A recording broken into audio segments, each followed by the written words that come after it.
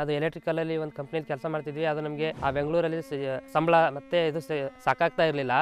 Maintenance ಖರ್ಚು ಜಾಸ್ತಿ ಆಗಿರೋದ್ರಿಂದ ನಾವು ಏನು ಮಾಡಿದ್ವಿ ಅಂದರೆ ಗೊತ್ತಾಗದೆ ಅಲ್ಲಿಂದ ಇಲ್ಲಿ ಬಂದ್ವಿ. ಈ ನಮ್ಮ ಊರಿಗೆ ಬರಬೇಕಾಯ್ತು. ಯಾಕಂದರೆ ನಮ್ಮದು ಇನ್ನೊಂದು 10 ವರ್ಷ ಆದಮೇಲೆ ಇಲ್ಲಿ ಬರಲೇಬೇಕಲ್ವಾ. ಹಾಗಾಗಿ ಈಗಲೇ ಬಂದು ಏನಾರು ಒಂದು ಮಾಡಿ ಮುಂದೆ ಬರೋಣ ಅಂತ ಒಂದು.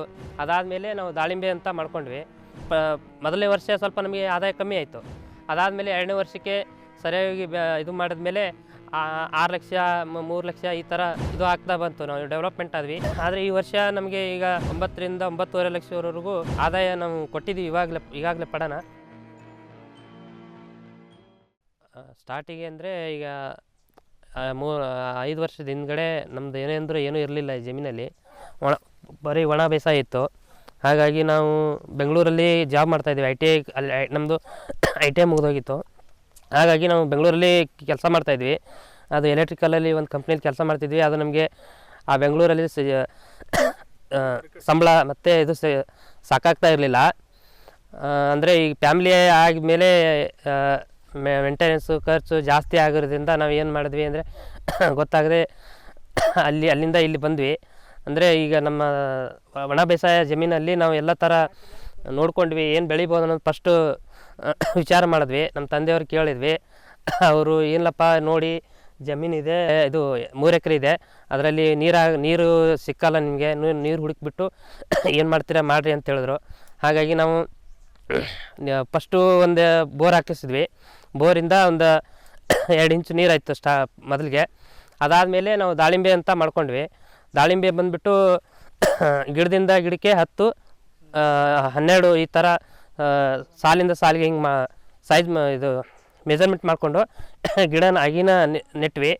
ನೆಟ್ಟಾದಮೇಲೆ 18 ತಿಂಗಳು 18 ತಿಂಗಳಿಂದ 2 ವರ್ಷದವರೆಗೂ ಅದನ್ನು ಹಾಗೆ ಮೇಂಟೈನ್ ಮಾಡ್ತಾ 18 ತಿಂಗಳ ಮೇಲೆ ಇದಕ್ಕೆ ಇದೇ ಥರ ಗೊಬ್ಬರ ಕೊಡ್ತಾ ಮತ್ತು ನೀರು ಬಿಡ್ತಾ ಎಲ್ಲ ಮಾಡಿ ಸ್ವಲ್ಪ ಇದು ಮಾಡಿದ ಮೇಲೆ ನಮಗೆ ಆಮೇಲೆ ಹೊಳಿತು.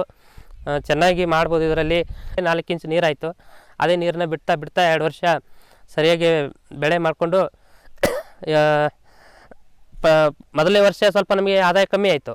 ಅದಾದಮೇಲೆ 2ನೇ ವರ್ಷಕ್ಕೆ ಸರಿಯಾಗಿ ಇದು ಮಾಡಿದ್ಮೇಲೆ 6 ಲಕ್ಷ 3 ಲಕ್ಷ ಈ ಥರ ಇದು ಆಗ್ತಾ ಬಂತು. ನಾವು ಡೆವಲಪ್ಮೆಂಟ್ ಆದ್ವಿ. ಆದರೆ ಈ ವರ್ಷ ನಮಗೆ ಈಗ 9 ರಿಂದ 9.5 ಲಕ್ಷವರೆಗೂ ಆದಾಯ ನಾವು ಕೊಟ್ಟಿದ್ದೀವಿ. ಈಗಾಗಲೇ ಪಡೋಣ ತೊಗೊಂಡಿದ್ದಾರೆ. ಕಟಾವಿಗೆ ಇನ್ನೊಂದು 2-3 ದಿನದಲ್ಲಿ ಬರ್ತಾರೆ. ಕೇಸರ್ ಐತ್ರಿ ಸರ್, ಇದು ಕೇಸರ್ ತಳಿ ಐತಿ. ಇದನ್ನು ನಾವು ಮೇ ತಿಂಗಳಲ್ಲಿ ಚಟ್ನಿ ಮಾಡಿಬಿಟ್ಟು ಅದಕ್ಕೆ ಅಗತಿ ಮಾಡಿ ಗಿಡ ಸುತ್ತೆಲ್ಲ ಗೊಬ್ಬರ ಹಾಕಿ ಅದು ಎತ್ರೆಲ್ ಅಂತ ಹೊಡಿತೀವಿ ಸರ್. ಅದೇ ಇದರಲ್ಲಿ ಒಂದು 2-3 ದಿನದ ಗ್ಯಾಪ್ ಕೊಟ್ಬಿಟ್ಟು ಎತ್ರೆಲ್ ಹೊಡೆದ್ಬಿಟ್ಟು ಅದಾದಮೇಲೆ ಗಿಡ ಎಲ್ಲ ಹೂವು ಅಂದರೆ ತಪ್ಪಲೆಲ್ಲ ಹಳೇದೆಲ್ಲ ಒಣಗಿಬಿಟ್ಟು ಆಮೇಲೆ ಸ್ಟಾರ್ಟ್ ಆಗುತ್ತೆ ಗಿಡ ಆದಮೇಲೆ. ಅದ್ಮೇಲೆ ನಾವು ಔಷಧ ಕೊಡ್ತಾ ಸ್ಪ್ರೇ ಮಾಡ್ತಾ ಇರ್ತೀವಿ. ಈಗಿನ ರೇಟ್, ಇವತ್ತಿನ ರೇಟಿಗೆ ನಾವು ಕೇಳಿದ್ರೆ ಈಗ 140-150 ಹೇಳ್ತಾ ಇದ್ದಾರೆ. ಅಂದರೆ ಈಗ ನಮ್ಮದು 180ವರೆಗೂ A1 ಮಾಲ್ ಇದೆ ಸರ್, ಆ ರೇಟಲ್ಲಿ ಇದೆ. ಇಲ್ಲೇ ಬಂದು ಪಡದ್ಮೇಲೆ ಹುಂಡ ಗುತ್ತಿಗೆ ಮುಗಿಸ್ತೀವಿ ಸರ್. ಹುಂಡ ಗುತ್ತಿಗೆ ಅಂದರೆ ಈಗ 0 ಕಟ್ಟಿಂಗ್ ಇರ್ತದೆ ರೀ. ಅವ್ರದ್ದು ಹರಿಯೋ ಕೂಲಿ ಎಲ್ಲ, ಆಳುಗಳು, ಮೋಟ್ರು, ಗಾಡಿ ಎಲ್ಲ ಅವ್ರದ್ದೇ ಬರುತ್ತೆ. ಅವ್ರದ್ದು ಬಿಟ್ಟು ಲೋಡ್ ಮಾಡ್ಕೊಂಡು ತೊಗೊಂಡು ಹೋಗ್ತಾರೆ. 280 ಆಗ್ಯಾವ ಸರ್. ಒಂದು ಎಕರೆದಲ್ಲಿ 280 ಆಗಿ ಸಸಿ ಕೂತಿದೆ. ಬೆಂಗಳೂರನ್ನ ಬಿಟ್ಟು ಈ ನಮ್ಮ ಊರಿಗೆ ಬರಬೇಕಾಯ್ತು. ಯಾಕಂದರೆ ನಮ್ಮದು ಇನ್ನೊಂದು 10 ವರ್ಷ ಆದಮೇಲೆ ಇಲ್ಲಿ ಬರಲೇಬೇಕಲ್ವಾ. ಹಾಗಾಗಿ ಈಗಲೇ ಬಂದು ಏನಾರು ಒಂದು ಮಾಡಿ ಮುಂದೆ ಬರೋಣ ಅಂತ ಒಂದು ಫ್ಯೂಚರ್ ಪ್ಲ್ಯಾನಿಂಗ್ ಮಾಡಿಕೊಂಡು ಅಲ್ಲಿ ಬಂದು ಈ ಥರ ದಾಳಿಂಬೆ ಪಡನ ಮೇಂಟೆನೆನ್ಸ್ ಮಾಡ್ತಾ ಇದ್ವಿ ಈಗ ಸದ್ಯ. ಹಾಗಾಗಿ ಈ ವರ್ಷ ನಮಗೆ ಸ್ವಲ್ಪ ಆದಾಯ ಸರಿ ಚಲೋ ಬಂದಿದೆ. ಮುಂದೆ ಇದೇ ಥರ ಮಾಡ್ಕೊಂಡು ಹೋಗ್ಬೇಕು ಅನ್ನೋದು ನಮ್ಮ ಇದರಲ್ಲಿ ಇದೆ. ದೇವ್ರ ನೋಡೋಣ, ಸ್ವಲ್ಪ ದೇವ್ರ ಮೇಲೆ ಭಾರ ಹಾಕ್ತೀವಿ. ಇನ್ನೂ ಸ್ವಲ್ಪ ನಮ್ಮ ಕಡೆಯಿಂದ ಮಾಡ್ತಾ ಇರ್ತೀವಿ ಸರ್. ಒಂದ್ಸಾರಿ ಹಾಕೋರು ಪರವಾಗಿಲ್ಲ, ಹಾಕ್ಬೋದು. ನೀವು ಮೇಂಟೆನೆನ್ಸ್ ಮಾಡೋಕ್ಕಾದ್ರೆ, ಇಲ್ಲಾಂದರೆ ಗಿಡದಲ್ಲಿ ತಾಕತ್ತಿದ್ರೆ ಹಾಕೋ ಅವಶ್ಯಕತೆ ಇಲ್ಲ. ಬಟ್ ಪ್ರತಿ ತಿಂಗಳು ಕಾಯಿ ಹರಿದ ಮೇಲೆ ಪ್ರತಿ ತಿಂಗಳು ಚೆನ್ನಾಗಿ ನೀರು ಮೇಂಟೆನೆನ್ಸು ಮತ್ತು ರೆಸ್ಟಿಂಗು ಎಲ್ಲ ಸರಿಯಾಗಿ ಕೊಡಬೇಕು. ಸೊ ನಾವು ಕಾಯಿ ಹರ್ಕೊಂಡ್ಮೇಲೆ ಏನು ಮಾಡಬೇಕು, ಅದಕ್ಕೆ 3 to 4 ಮಂತ್ಸು ಸರಿಯಾಗಿ ಮೇಂಟೆನೆನ್ಸ್ ಮಾಡ್ಬೇಕು. ಕಾಯಿ ಗಿಡಕ್ಕೆ ಮತ್ತೆ ಸ್ಟ್ರೆಂತ್ ಬರೋ ಥರ ಸ್ಟ್ರೆಂತ್ ಬೂಸ್ಟ್ ಮಾಡಬೇಕಲ್ವ. ಸೊ ಬೂಸ್ಟ್ ಆದಮೇಲೆ ಮತ್ತೆ ನೆಕ್ಸ್ಟ್ 6 ಮಂತ್ ಆದಮೇಲೆ ಚಟ್ನಿ ಹೊಡಿಬೇಕು. ಸೊ ಇದು ಸಮಗ್ರ ಮೇಂಟೆನೆನ್ಸ್ ಮಾಡಬೇಕು. ಇದರಲ್ಲಿ ಪ್ರೋಟೀನ್ ಅಂಶ ಜಾಸ್ತಿ ಇದೆ. ಸೊ ನಿಮಗೆ ವಿಟಮಿನ್ ಡಿ ಮತ್ತು ಜಾಸ್ತಿ ಇದೆ. ಸೊ ಅದಕ್ಕೋಸ್ಕರ ಏನು ಮಾಡ್ತಾರೆ ಜನ, ಜಾಸ್ತಿ ಪ್ರಿಪೇರ್ ಮಾಡ್ತಿದ್ದಾರೆ ದಾಳಿಂಬೆನ. ಈಗ ನಾವು ಹೆಂಗಂದ್ರೆ ವಿಟಮಿನ್ ಡಿನ ನಾವು ರೈತರೆಲ್ಲ ಬಿಸಿಲಲ್ಲಿ ಸಿಕ್ಬಿಡತ್ತೆ. ಬಟ್ ಬೆಂಗಳೂರಲ್ಲೆಲ್ಲ ಕಂಪ್ನಿಲಿ ಕೆಲಸ ಮಾಡೋರಿಗೆ ವಿಟಮಿನ್ ಡಿನ ಸಾಧ್ಯವಾಗಿ ಸಿಗಲ್ಲ, ಅವ್ರಿಗೆ ಬಿಸಿಲಲ್ಲಿ ಇರಲ್ಲ, ಯಾವಾಗಲೂ ಎ ಸಿಲಿ ಇರ್ತಾರೆ. ಸೊ ಅವರೆಲ್ಲ ಮೆಡಿಸಿನ್ ಮೇಲೆ. ಸೊ ಈ ಪ್ರೊಮೋಗ್ರಾನೇಟ್ ಏನು ಮಾಡ್ತಾರೆ, ಮೆಡಿಸಿನ್ಸ್ನಾಗೆ ಜಾಸ್ತಿ ಯೂಸ್ ಮಾಡ್ತಾರೆ, ಪ್ಲಸ್ ತಿನ್ನೋಕ್ಕೂ ಜಾಸ್ತಿ ಯೂಸ್ ಮಾಡ್ತಿದ್ದಾರೆ ನವ್ ಆನ್ ಡೇಸ್. ಸೊ ಇದಕ್ಕೆ ರೇಟ್ ಯಾವಾಗಲೂ ಚೆನ್ನಾಗಿರುತ್ತೆ. ಸೊ ನಿಮಗೆ ಆನ್ ಆ್ಯಂಡ್ ಎವರೇಜ್ 50 ರೂಪಾಯಿ 1 kg ರೇಟ್ ಸಿಕ್ಕರೂ ಸೊ ಆರಾಮಾಗಿ ಯಾವ ಬೆಳೆನೂ ಬೆಳೆಯೋಕ್ಕಾಗಲ್ಲ ಇದರಲ್ಲಿ. ನೀವು ಇನ್ಕ್ಲೂಡಿಂಗ್ ದ್ರಾಕ್ಷಿನೂ ಇದರಷ್ಟು ಲಾಭದಾಯಕ ಅಲ್ಲ ಇವತ್ತಿನ ಪ್ರಕಾರ.